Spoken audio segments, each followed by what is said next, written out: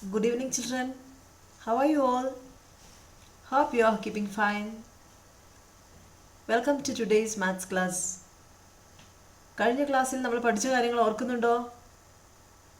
എല്ലാവരും ഹോംവർക്കുകളൊക്കെ ചെയ്തിട്ടുണ്ടെന്ന് വിചാരിക്കുന്നു. നമുക്ക് ആദ്യമേ കഴിഞ്ഞ ദിവസത്തെ ഹോംവർക്കുകൾ ഒന്ന് ചെക്ക് ചെയ്യാം.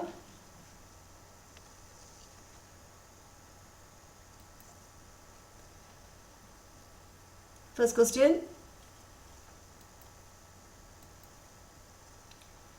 Suppose we draw a circle with the bottom side of the triangle in the picture as diameter.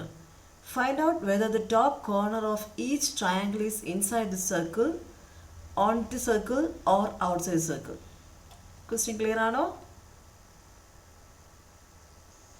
ഈ ബോട്ടം സൈഡ് ഡയമീറ്റർ ആക്കിക്കൊണ്ട് ഒരു സർക്കിൾ വരച്ചാൽ ഈ വെർട്ടീസസ് സർക്കിളിലാണോ, സർക്കിളിന് വെളിയിലാണോ, സർക്കിളിനുള്ളിലാണോ എന്ന് ചോദ്യം.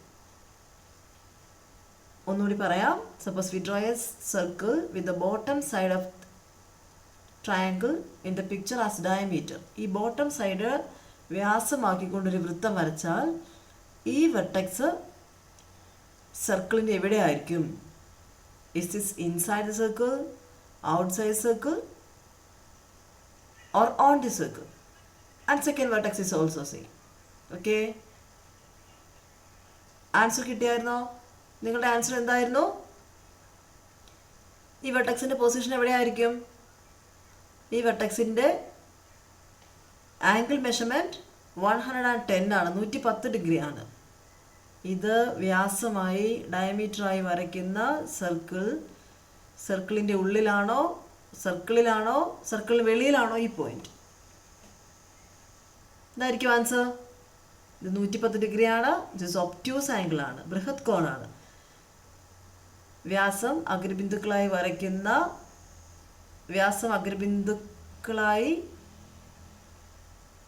വരയ്ക്കുന്ന കോണിൻ്റെ മൂന്നാമത്തെ വെർട്ടെക്സ് ഒബ്റ്റ്യൂസ് ആംഗിൾ ആണെങ്കിൽ, ബൃഹത് കോണാണെങ്കിൽ അതിൻ്റെ സ്ഥാനം വൃത്തത്തിനുള്ളിലായിരിക്കും.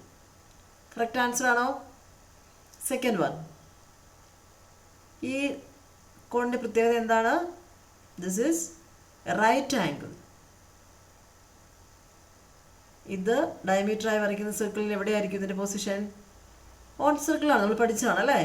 Angle in a semi circle always 90 degree. അർദ്ധവൃത്തത്തിലെ കോൺ 90 ഡിഗ്രി ആയിരിക്കും. നൗ ദിസ് തേർഡ് വെർട്ടെക്സ്, അടുത്ത് നോക്കിയേ. ഇതൊരു ന്യൂനകോണാണ്, അക്യൂട്ട് ആംഗിൾ ആണ്. If it is acute, the vertex is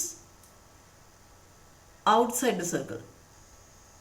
എല്ലാവർക്കും ആൻസർ കറക്റ്റ് ആണല്ലോ അല്ലേ? എല്ലാവരുടെയും നോട്ട്ബുക്കും ടെക്സ്റ്റ് ബുക്കും ഉണ്ടോ? എല്ലാവരും ക്ലാസ് അറ്റൻഡ് ചെയ്യുമ്പോൾ നോട്ട്ബുക്കും ടെക്സ്റ്റ് ബുക്കും എടുത്ത് വയ്ക്കണം. പറഞ്ഞിരിക്കുന്ന പേജ് നമ്പർ എടുത്ത് കറക്റ്റായിട്ട് ആൻസർ ശരിയാക്കുക. തെറ്റുണ്ടെങ്കിൽ തിരുത്തൽ വരുത്തുക. അതിനുശേഷം എനിക്ക് നോട്ട് സെൻഡ് ചെയ്ത് തരണം. ഇതുവരെ ആരും നോട്ട് സെൻഡ് ചെയ്ത് തന്നില്ല. എനിക്ക് കഴിഞ്ഞ ക്ലാസ് കഴിഞ്ഞിട്ട് നോട്ട് സെൻഡ് ചെയ്ത് തന്നില്ല. അതുകൊണ്ട് ഇത് കഴിയുമ്പോൾ നിങ്ങളിതിൻ്റെ ആൻസർ കറക്റ്റാക്കി എനിക്ക് അയച്ചു തരണം. ഓക്കെ, ഇതിൻ്റെ ആൻസർ കിട്ടിയല്ലോ. The principal behind this problem is angle in a semi circle is always 90 degree. If the vertex is on the circle, that is 90 degree. If it is inside the circle, more than 90. If it is outside, less than 90. Okay. Now the second question is, for each diagonal of a quadrilateral shown, check whether the other two corners are inside, on or outside circle with that diagonal as diameter. നമുക്കിവിടെ ഒരു ക്വാഡ്രിലാറ്ററലാണ് കൊടുത്തിരിക്കുന്നത്, ഒരു ചതുർഭുജമാണ്. ഇതിന് നമുക്ക് diagonal വരയ്ക്കാം. എത്ര diagonal വരയ്ക്കാൻ പറ്റും? എത്ര എണ്ണം വരയ്ക്കാം? 2 ഡയഗണൽ അല്ലേ? What's diagonal? Diagonal is a line segment joining the opposite vertices of a quadrilateral അല്ലേ? ഒരു പോളിഗണിൻ്റെ ഓപ്പോസിറ്റ് വെർട്ടീസസ് ജോയിൻ ചെയ്യുന്ന ലൈനിന് പറയുന്ന പേരാണ് ഡയഗണൽ അഥവാ വികർണം എന്ന് മലയാളത്തിൽ പറയും. Diagonal. So we can draw 2 diagonals from here to here and this vertex to this vertex. Okay, we can draw 2 sets of diagonals. And the question is, ഈ diagonal വ്യാസമായി ഡയമീറ്ററായി വരയ്ക്കുന്ന സർക്കിളിൻ്റെ സർക്കിൾ വരച്ചാൽ ഈ വെർട്ടെക്സ് എവിടെയായിരിക്കും? അതായത് നമുക്ക് ഇത് ജോയിൻ ചെയ്ത് ഡയഗണൽ വരച്ചാൽ ഈ പോയിന്റ് എവിടെയായിരിക്കും? സർക്കിളിനുള്ളിലാണോ പുറത്താണോ? ആംഗിൾ മെഷർമെൻറ്റ് നോക്കിയേ. That is more than 90. 90 ഡിഗ്രിയിൽ കൂടുതലാണെങ്കിൽ ഈ വെർട്ടെക്സിൻ്റെ പൊസിഷൻ എവിടെയാണെന്നാണ് പിടിച്ചത് നമ്മൾ? സർക്കിളിൻ്റെ ഉള്ളിലായിരിക്കും. ക്ലിയർ ആണോ? ഈ ഡയഗണൽ വരച്ചാൽ, ഇത് ഡയമീറ്ററായി സർക്കിൾ വരച്ചാൽ ഈ വെർട്ടെക്സ് സർക്കിളിൻ്റെ ഉള്ളിലായിരിക്കും. ഇവിടെ നോക്കിയേ, ഇത് 110 ഡിഗ്രിയാണ് കൊടുത്തിരിക്കുന്നത്. ഇതോ, ഇതിൻ്റെ പൊസിഷൻ എവിടെയായിരിക്കും? സർക്കിളിലാണോ, വെളിയിലാണോ, ഉള്ളിലാണോ? That also inside the circle because it is more than 90 degree. Okay, if we draw a diagonal and consider this diagonal as diameter, we can construct circle. And if we draw a circle with the diagonal as diameter and this vertex is inside the circle and this one is also inside circle because these two angles are more than 90 degree. Okay, now suppose if we consider this diagonal, ഈ ഡയഗണലാണ് എടുക്കുന്നതെങ്കിൽ, ഈ വികരണമാണ് എടുക്കുന്നതെങ്കിൽ നമുക്ക് ഈ vertex എവിടെയായിരിക്കും? ഇതെവിടെയായിരിക്കും? ഇത് less than 90 ആയതുകൊണ്ട് എന്തായിരിക്കും? ഔട്ട് സൈഡ് ആയിരിക്കും. നമുക്കറിയാം ലെസ് ദാൻ 90 ആണെങ്കിൽ, 90 കുറവാണെങ്കിൽ അത് പുറത്തായിരിക്കും. അപ്പോൾ നമുക്ക് ഈ കോണിനെ കുറിച്ച് അറിയില്ലല്ലോ, ഇതിൻ്റെ മെഷർമെൻറ്റ് അറിയണ്ടേ? ഇതിൻ്റെ മെഷർമെൻറ്റ് എങ്ങനെ കാണുക? ഒരു ക്വാഡ്രിലാറ്ററലിൻ്റെ മൊത്തം ആംഗിൾസ് എത്രയായിരിക്കും? Sum of the angles of a quadrilateral, ചതുർഭുജത്തിൻ്റെ കോണുകളുടെ അളവുകളുടെ തുക 360. ഇതെല്ലാം കൂടെ കൂട്ടി കഴിഞ്ഞിട്ട് 360 എന്ന് കുറച്ചാൽ നമുക്കിതിൻ്റെ ആംഗിൾ കിട്ടും. ഇത്രയായിരിക്കും ഇതിൻ്റെ ആൻസർ. ഇവിടെ കൂട്ടുമ്പോൾ തന്നെ 160, 270 വന്നു അല്ലേ? ഇതിൻ്റെ സമ്മെല്ലാം 270 വന്നു. ബാക്കി എത്രയുണ്ട്? ഇത് 360 - 270 എത്രയായിരിക്കും? 90 ഡിഗ്രി അല്ലേ? 90 ഡിഗ്രി അല്ലേ വരുന്നത്? ഓക്കെ, അപ്പോൾ ഈ ആംഗിൾ എവിടെയായിരിക്കും? This will be on the circle. ഈ വെർട്ടെക്സ് എവിടെയായിരിക്കും? On the circle. ഇത്തരം ക്വസ്റ്റ്യൻസ് നമുക്ക് SLC പരീക്ഷയ്ക്ക് കാണാറുണ്ട്. 2-3 മാർക്കിൻ്റെ ക്വസ്റ്റ്യൻ ഷുവറായിട്ടും ചോദിക്കുന്നതാണ്. ഇതിൻ്റെ principle behind this one is എന്താണ്? Angle in a semi circle is 90 degree.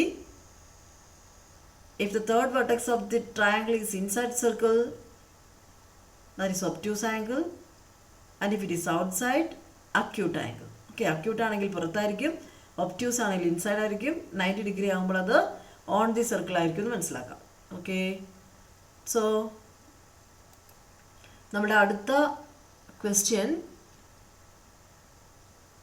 if circles are drawn with each side of the triangle of sides 5 cm, 12 cm, 13 cm as diameters, then with respect to each circle, where would be the third vertex? ഇവിടെ ചോദിച്ചിരിക്കുകയാണ്, ഇത് 3 സൈഡായ ഒരു triangle 5, 12 and 13. ട്രയാങ്കിളിൻ്റെ sides കൊടുത്തിട്ടുണ്ട്. ഇതിൻ്റെ sides ഡയമീറ്ററായി നമ്മളൊരു circle വരച്ചാൽ,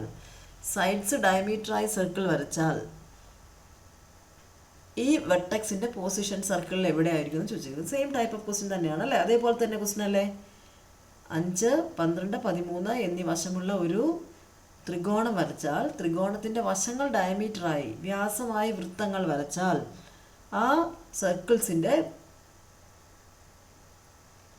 ഓരോ വശത്തിൻ്റെയും എതിർവശത്ത് വരുന്ന വെർട്ടെക്സിൻ്റെ പൊസിഷൻ എവിടെയായിരിക്കും ചോദിച്ചിരിക്കുന്നത്. If circles are drawn with each side of a triangle of size 5 cm, 12 cm and 13 cm as diameters, then with respect to each circle, where would be the third vertex? Okay, now first of all let's check this triangle. What kind of triangle is this one? ഇത് എന്തൊരു triangle ആണെന്ന് നോക്കിയേ. ഈ ട്രയാങ്കിളിൻ്റെ sides നോക്കിയേ, നമുക്കൊന്ന് check ചെയ്ത് നോക്കാം ഈ ട്രയാങ്കിൾ ഏതൊരു ട്രയാങ്കിൾ ആണെന്ന്. പിന്നെ ആംഗിൾസിനെ കുറിച്ച് അറിയാൻ നമുക്ക് പെട്ടെന്ന് പറയാനായിട്ട് സാധിക്കും. ഓക്കെ, ഈ ട്രയാങ്കിളിൻ്റെ 5 ആണ് ഒരു സൈഡ്, 12 ആണ് സെക്കൻഡ് സൈഡ്, 13 ആണ് അടുത്ത സൈഡ്. അപ്പോൾ ഇത് കാണുമ്പോൾ തന്നെ നമുക്കറിയാം ഇതൊരു റൈറ്റ് ആംഗിൾ ട്രയാങ്കിൾ ആണ്. എങ്ങനെ റൈറ്റ് ആംഗിൾ ആണെന്ന് അറിയുന്നത്? യൂസിങ് പൈതഗോറസ് തിയറം നമുക്ക് ചെക്ക് ചെയ്ത് നോക്കാം. Base square plus altitude square is equal hypotenuse square എന്ന് നമ്മൾ പഠിച്ചിരിക്കുന്നത് അല്ലേ? പൈതഗോറസ് തിയറം എന്താ പറയുന്നത്? പാദം സ്ക്വയർ പ്ലസ് ലംബം സ്ക്വയർ ഇസിക്കൽ ടു കർണം സ്ക്വയർ എന്നാണ് പഠിച്ചിരിക്കുന്നത്. പാദം സ്ക്വയർ പ്ലസ് ലംബം സ്ക്വയർ ഈസിക്കൽ ടു ഹൈപ്പോട്ടനസ് കർണം സ്ക്വയർ.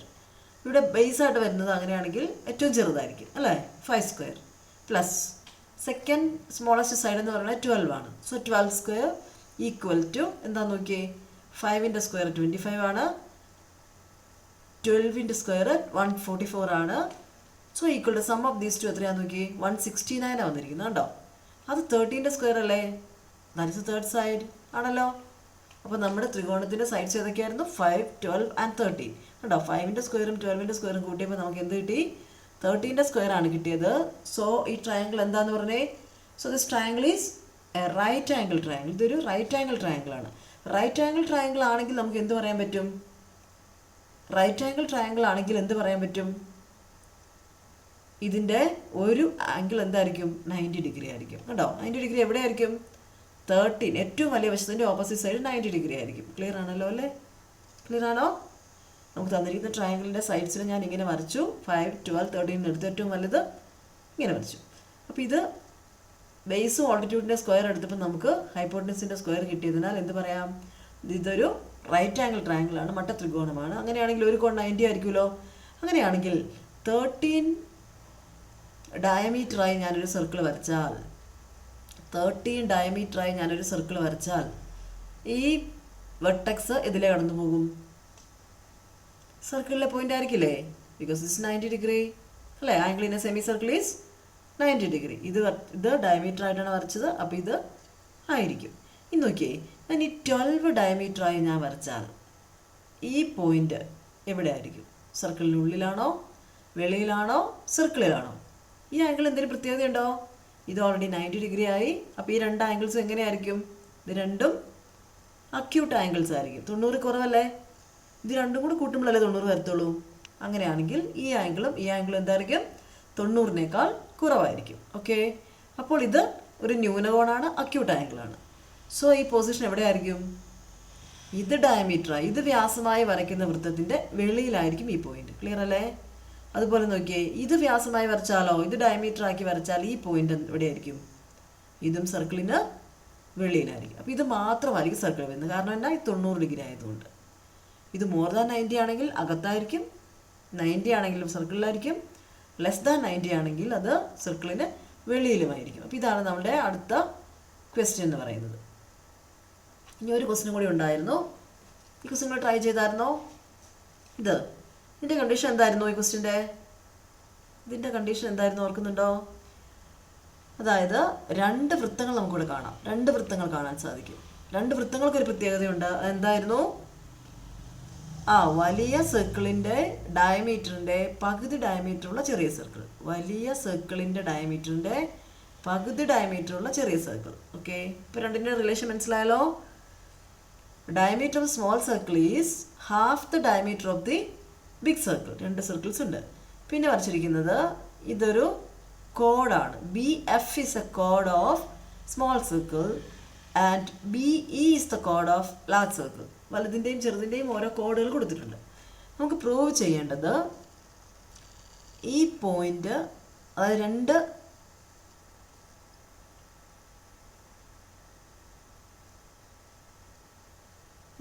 ഈ പോയിന്റ് ഈ കോഡിൻ്റെ മിഡ് പോയിന്റ് ആണെന്നാണ് പ്രൂവ് ചെയ്യേണ്ടത്.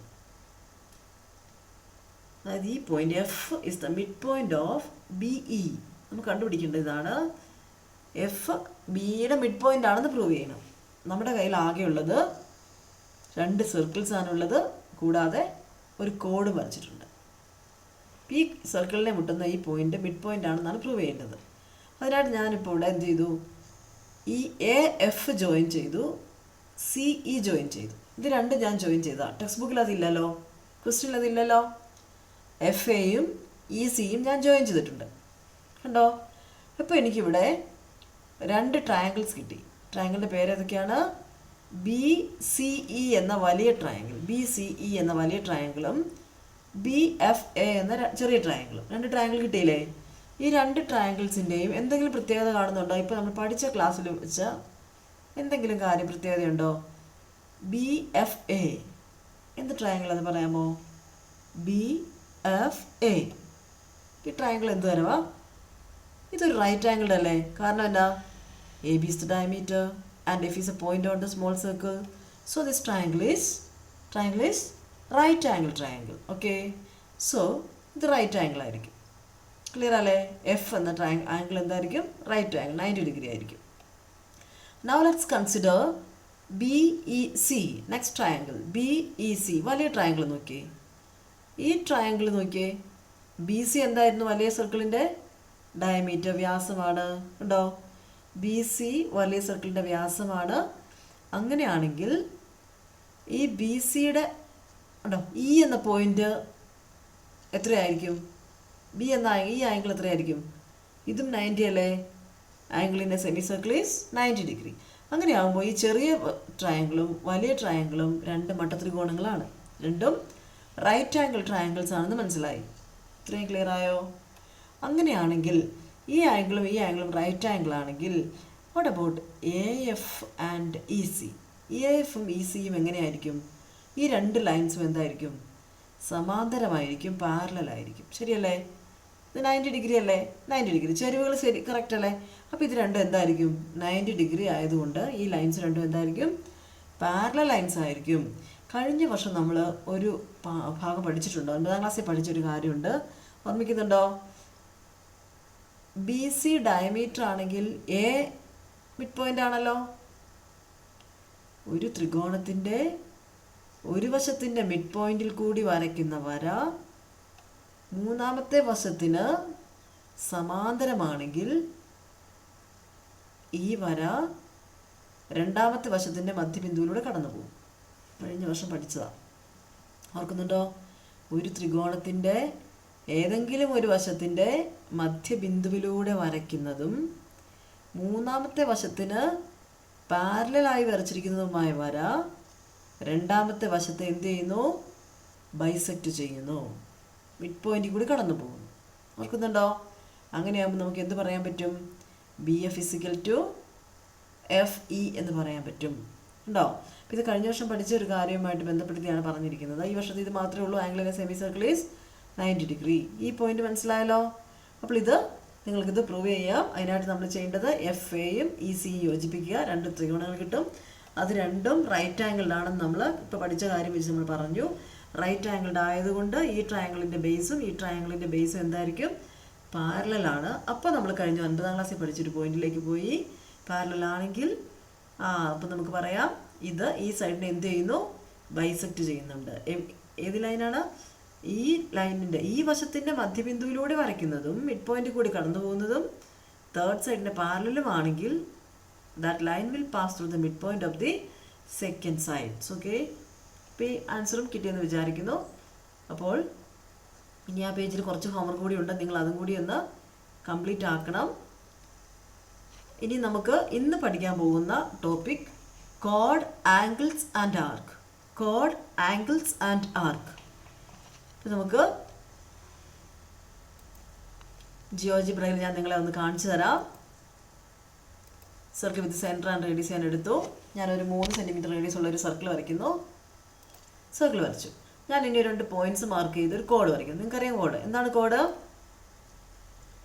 Code is a line segment joining. Code is a line segment joining any 2 points on the circle. അല്ലേ? ഞാനിവിടെ ഒരു കോഡ് വരച്ചു. കണ്ടോ? ഈ കോഡ് ഈ സർക്കിളിൽ എന്ത് ചെയ്തിരിക്കുന്നു? നോക്കി, 2 ഭാഗങ്ങളായി മുറിച്ചിട്ടുണ്ട്. ഈ കോഡ് ഈ സർക്കിളിനെ 2 ഭാഗങ്ങളായി മുറിച്ചിട്ടുണ്ട്. ഇത് ഡയമീറ്റർ അല്ലല്ലോ. നമ്മൾ കഴിഞ്ഞ ക്ലാസ്സിൽ പഠിച്ചിരുന്നു. Diameter is also A code. Diameter ഏറ്റവും നീളം കൂടിയ കോഡ് ഡയമീറ്റർ ആണ്. വ്യാസമാണ് ഏറ്റവും നീളം കൂടിയ ഞാണെന്ന് പഠിച്ചിട്ടുണ്ട്. കോഡിന് ഞാണെന്നാണ് മലയാളത്തിൽ പറയുന്നത്, അറിയാലോ അല്ലേ? ഓക്കെ. അപ്പോൾ ഈ കോഡ് ഈ സർക്കിളിൽ എന്ത് ചെയ്യുന്നു? 2 ഭാഗങ്ങളായി മുറിച്ചിട്ടുണ്ട്. ഒരു വലിയ സെഗ്മെൻറ്റും ഉണ്ട്, ഒരു ചെറിയ സെഗ്മെൻറ്റും ഉണ്ട്. ഒരു വലിയ വൃത്തഖണ്ഡവും ചെറിയ വൃത്തഖണ്ഡവും. Major segment and minor segment.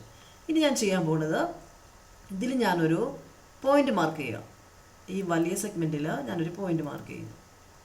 Okay.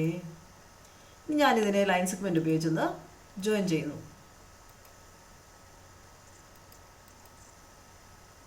Join ചെയ്തു. എനിക്കിവിടെ ഒരു ആംഗിൾ കിട്ടിയിട്ടുണ്ട്. നോക്കിയോ, ഞാൻ ചെയ്തത് എന്തൊക്കെയാണ്? ഒരു വൃത്തം വരച്ചു. വൃത്തത്തിൽ ഒരു കോഡ് ഞാൻ വരച്ചു. കോഡ്. ഇനി ഈ കോഡ് സർക്കിളിനെ 2 ഭാഗങ്ങളാക്കി മാറ്റുന്നു. 2 segments, major segment and minor segment. ഇവിടെ കുറച്ച് ഭാഗമല്ലേ ഉള്ളൂ. അപ്പോൾ ഇത് ചെറിയ വൃത്തഖണ്ഡമാണ്. ഖണ്ഡം എന്ന് പറഞ്ഞാൽ മുറിച്ചെടുക്കുക. അപ്പോൾ ഇത് വലിയ വൃത്തഖണ്ഡമാണ്, മേജർ സെഗ്മെൻറ്റ്. ഞാൻ ഈ മേജർ സെഗ്മെൻറ്റിൽ ഒരു പോയിന്റ് മാർക്ക് ചെയ്തു. ആ പോയിന്റും ഈ സെഗ്മെൻറ്റിൻ്റെ എൻ പോയിൻറ്റ്സും കൂടെ ജോയിൻ ചെയ്തപ്പോൾ എനിക്കിവിടെ ഒരു ആംഗിൾ കിട്ടി. എനിക്ക് ഈ ആംഗിളിൻ്റെ മെഷർമെൻറ്റ് ഞാനൊന്ന് എടുക്കാം. ഈ ആംഗിൾ ഞാനൊന്ന് മെഷർ ചെയ്ത് നോക്കാം എത്രയുണ്ടെന്ന്. ഓക്കെ, ആംഗിളിൻ്റെ മെഷർമെൻറ്റ് 47.38 ആണ്. ഉണ്ടോ? ഈ ആംഗിളിൻ്റെ മെഷർമെൻറ്റ് എത്രയാണ്? 47.38. ഇനി എനിക്ക് ഇവിടെ വേണമെങ്കിൽ വേറൊരു പോയിന്റ് മാർക്ക് ചെയ്യാം. അപ്പോൾ എനിക്ക് ഇവിടെ വീണ്ടും ഒരു ആംഗിൾ വരയ്ക്കാം. അപ്പോൾ എനിക്ക് എത്ര ആംഗിൾ വേണമെങ്കിലും ഇവിടെ വരയ്ക്കാനായിട്ട് സാധിക്കും. മനസ്സിലായോ? ഈ സെഗ്മെൻറ്റിൽ എനിക്ക് ഇഷ്ടംപോലെ ആംഗിൾസ് വരയ്ക്കാം. ആ ആംഗിൾസിനെല്ലാം ഒരു പ്രത്യേകതയുണ്ട്. എന്താണെന്ന് നോക്കാം നമുക്ക്. ഞാനൊരു മൂവ് ടൂൾ ഉപയോഗിച്ച് ഇതിനെ ഒന്ന് മൂവ് ചെയ്ത് കാണിക്കുകയാണേ. ഈ പോയിന്റ് ഞാൻ ഇവിടെ വെച്ചാൽ ഈ ആംഗിളിൽ എന്ത് വ്യത്യാസം വന്ന് നോക്കിയേ. എന്തെങ്കിലും വ്യത്യാസമുണ്ടോ? അത് 47.38 തന്നെയാണ് വന്നത്. ഞാൻ ഈ പോയിന്റിനെ ഞാൻ ഇവിടെ വയ്ക്കുന്നു. ഉണ്ടോ? എനിക്കിവിടെ വയ്ക്കാമല്ലോ. എത്രയാണ് എൻ്റെ ആൻസർ? അതും 47.38. ഞാൻ ഈ പോയിന്റിനെ ഇവിടെയാണ് കൊടുക്കുന്നത് വിചാരിക്കുക. എത്ര വന്ന ആൻസർ? അപ്പോഴും 37.38 തന്നെയാണ് വന്നത്. ഇതിൽ നമുക്കൊരു കാര്യം മനസ്സിലായി. We can make many angles on A segment. ഒരു സെഗ്മെൻറ്റിൽ, ഒരു വൃത്തഖണ്ഡത്തിൽ നമുക്ക് അനേകം കോണുകൾ നിർമ്മിക്കാം. എങ്ങനെ കോൺ നിർമ്മിച്ചത്? ഞാണിൻ്റെ അഗ്രബിന്ദുക്കൾ വൃത്തത്തിലെ ബിന്ദുവുമായി യോജിപ്പിച്ചാണ് നമ്മൾ കോൺ നിർമ്മിച്ചത്. ഒരേ സെഗ്മെൻറ്റിൽ നമുക്ക് ഇഷ്ടംപോലെ കോണുകൾ ഉണ്ടാക്കാനായിട്ട് സാധിക്കും. ആ കോണുകൾക്കെല്ലാം എങ്ങനെയാണ്? ഒരേ അളവാണ്. കണ്ടോ? Angle in a semi circle is same. Angle in a semi circle. അതിൻ്റെ കൺക്ലൂഷൻ എന്താണ്? ഒരേ സെഗ്മെൻറ്റിലെ കോണുകൾക്കെല്ലാം ഒരേ അളവായിരിക്കും. പഠിച്ചല്ലോ? ഇത് വളരെ ഇമ്പോർട്ടൻ്റ് ആണ്. നമുക്ക് ഇപ്പുറത്തെ സെഗ്മെൻറ്റിൽ വേണമെങ്കിൽ ചെയ്യാം, ഒരു കോൺ ഉണ്ടാക്കാം. നമുക്ക് നോക്കാം. ഒരു പോയിന്റ് മാർക്ക് ചെയ്തിട്ട്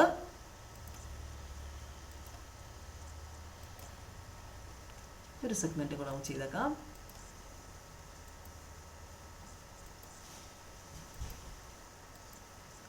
ഈ സെഗ്മെന്റ് ഇത് എന്താന്ന് നോക്കിയേ. ഇതൊരു ഒബ്റ്റ്യൂസ് ആംഗിൾ ആണ് അല്ലേ?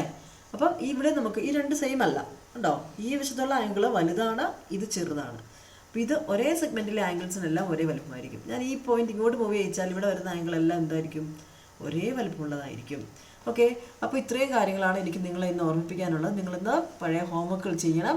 കൂടാതെ ഈ ഭാഗങ്ങളൊന്ന് പഠിക്കണം. ടെക്സ്റ്റ് ബുക്കിൽ അതെല്ലാം നമുക്ക് വരച്ച് കാണിച്ചിട്ടുണ്ട്. അതെല്ലാം നിങ്ങളൊന്ന് നോക്കി മനസ്സിലാക്കുക. ഓക്കെ, അപ്പോൾ ഇന്ന് പഠിച്ച കാര്യങ്ങൾ ഒന്നുകൂടി ഓർമ്മിക്കുക, ഹോംവർക്കുകൾ ചെയ്യുക. Okay, by.